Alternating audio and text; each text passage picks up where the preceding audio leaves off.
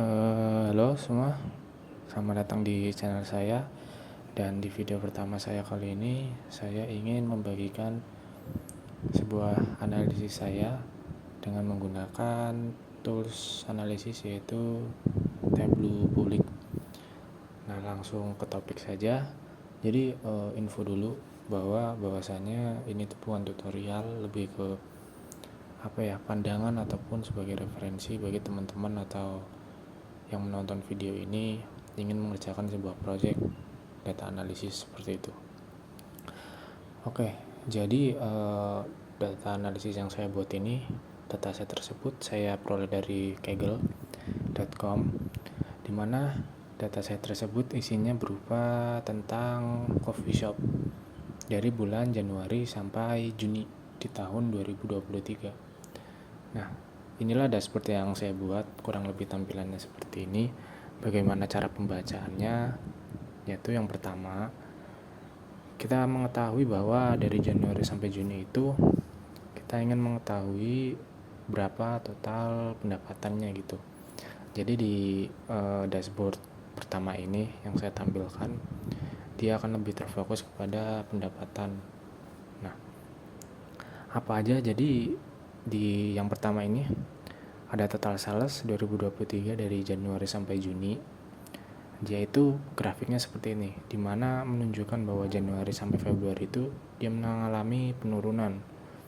Kemudian dari Februari sampai Juni itu dia naik terus sifatnya. Nah, di sini itu buat patokan saja. Pertama, nah kita ini kan mengetahui nih bahwa di Januari sampai Juni totalnya ada sekian. Di Januari ada $59.000, Februari ada $55, dan seterusnya sampai dengan Juni di $119. Nah, dari hasil ini kita ingin mengetahui juga nih di setiap bulannya itu bagaimana sih grafiknya gitu. Nah, jadi muncullah ini tampilan seperti ini. Jadi ada total sales di bulan Juni sebanyak $119.057. Nah, ini itu ada peningkatan 5,7%. Itu apa ini? Ini itu adalah peningkatan pendapatan dari bulan sebelumnya. Karena di sini ada tulisan versus previous month, yaitu dimana dibandingkan dengan bulan sebelumnya. Nah, di sini terlihat bahwa ada sebuah indikator atau corak warna biru dan oranye, dimana biru itu untuk highest dan oranye itu untuk lowest. Nah, jadi dari Juni ini, dari total 119.000 ini, paling tinggi itu ada di tanggal 19 Juni dengan total pendapatan hariannya itu $4.092, dimana bulan sebelumnya Mei yaitu pendapatannya itu di $4.26. Jadi ada peningkatan sebanyak 15,5%. Nah, di situ. Dan kemudian di paling rendahnya itu ada di tanggal 29 sebanyak 3,16% gitu. Nah, ini dari Juninya, dari bulan. Oh ya, lupa bahwa di sini itu di dataset tersebut ini ada namanya itu cabang atau tempat-tempat, ada 3 tempat. Itu ada Astoria, Hell's Kitchen, dan Lower Manhattan. Nah, jadi di sini itu berfokus pada bulan. Dia akan berfokus pada bagaimana pergerakan bulannya di sini. Ini ada perharinya juga, bahwa di sini indikatornya. Nah, kemudian daripada itu, misalnya kita sebagai atasan, kita ingin mempresentasikan bahwa saya ingin mengetahui di suatu tempat itu bagaimana sirkulasi pendapatannya atau siklus pendapatannya gitu. Nah, bahwa di bulan Juni ini yang masih termasuk di dalam 119.000 ini, bahwa 119.000 ini itu adalah pendapatan keseluruhan dari 3 tempat ya. Harus digaris bawahi, ini itu adalah pendapatan dari 3 tempat. Nah, jadi kita pecah lagi nih ke dalam, lebih detail lagi ke dalam tempat-tempatnya masing-masing. Nah, di Manhattan contohnya di bulan Juni dia mendapatkan $38.000 sekian gitu. mengalami peningkatan 5,5% daripada bulan sebelumnya, yaitu Mei berarti. Dimana puncak tertingginya itu ada di tanggal 9 gitu. Terus terendahnya itu ada di tanggal 29. Nah, jadi alurnya paham, berarti kita mengetahui nih berapa saja kenaikan pendapatannya dari Januari sampai Juni. Terus kita bedah lagi di bulan ini bagaimana pendapatannya, bedah lagi di tempatnya juga bagaimana gitu siklus pendapatannya. Nah, kemudian di sini ada produk kategori ya. Nah, karena kan sebelumnya ada beberapa produk masuk ke dalam produk kategori supaya lebih enak gitu. Nah, jadi di Juni ini paling banyak itu adalah kopi, produk yang menjual produk kopi, produk kategori kopi gitu. Nah, kemudian paling rendahnya itu ada di penjualan coklat di bulan Juninya. Dan ini di bulan Juni masih sama, karena kan di Juni ini total salesnya adalah 119.000. Ya, maka total sales ini kan didapat dari jumlah produk yang terjual harganya gitu. Makanya di sini ya mau tidak mau harus gimana pun caranya harus kembar gitu. Nah, karena di sini ya lebih kita ke spesifik ke produk kategorinya aja gitu. Nah, di sini juga ada mengalami peningkatannya sebanyak 7,1%. Nah, ini produk kategori di bulan Juni. Nah, terus beda lagi nih di tempatnya. Kalau di tempat satu atau di Lower Manhattan ini mana sih yang paling banyak? Masih tetap di produk kategori kopi, dan kemudian ada di coklat ininya yang paling rendah. Nah, kurang lebih ini masih sama tetap. Nah, jadi kurang lebih untuk dashboard awal itu kayak gini ya, lebih ke fokus pertama itu tampilan pendapatannya, kemudian dibedah lagi di per bulannya, dibedah lagi per tempatnya gitu. Kemudian juga kita sisipkan juga produk kategorinya tuh di sini. Nah, di sini ya ada filternya juga saya buat. Misal kita mau mengecek bulan Mei.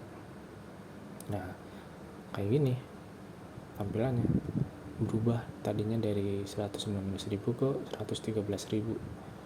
Nah, kurang lebih ya sama kayak gini. Kita tinggal lihat indikatornya aja bagaimana peningkatannya, atau mungkin pengen lihat di perharinya atau bagaimana gitu di sini. Nah, di sini kan terlihat bahwa di Januari ke Februari itu dia mengalami penurunan nih.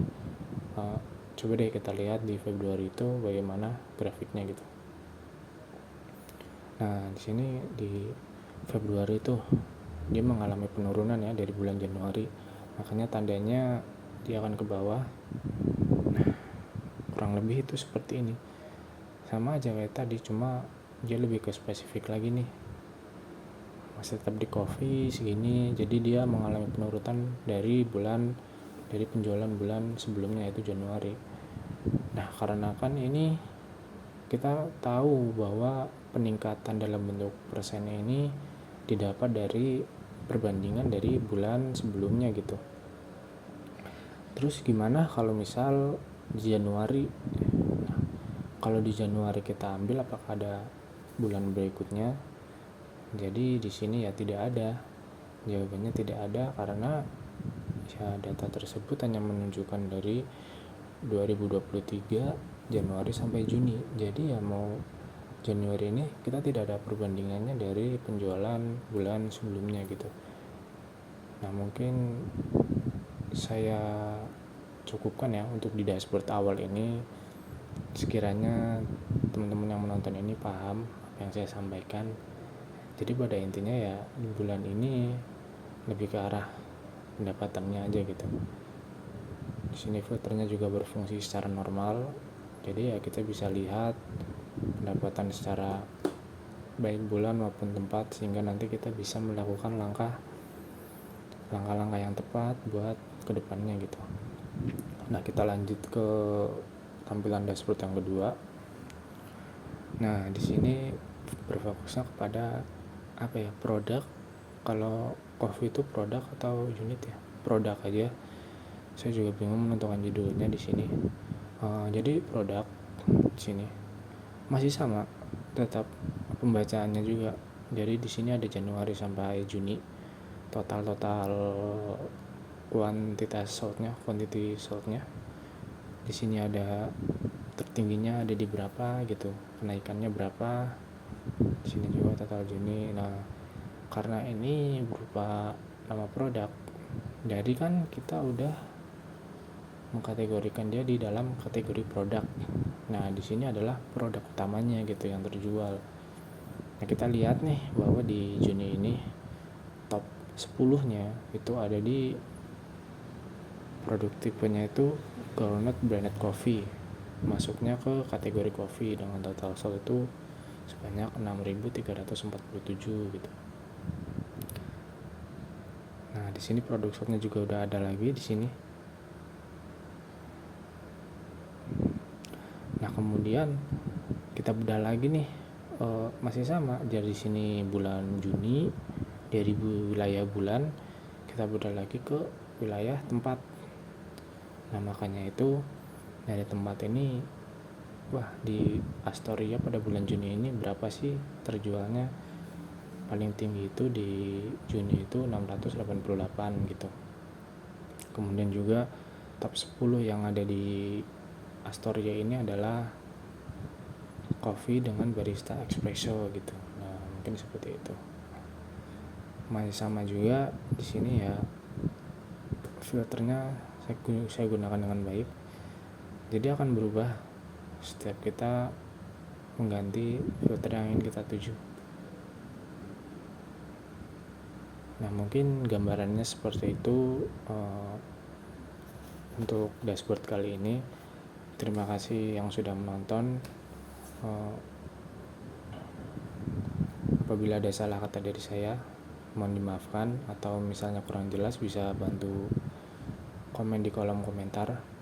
Saya di sini juga belajar, jadi ya kalau memang ada masukan ataupun kritik silakan di kolom komentar, dan sampai bertemu lagi di next project selanjutnya.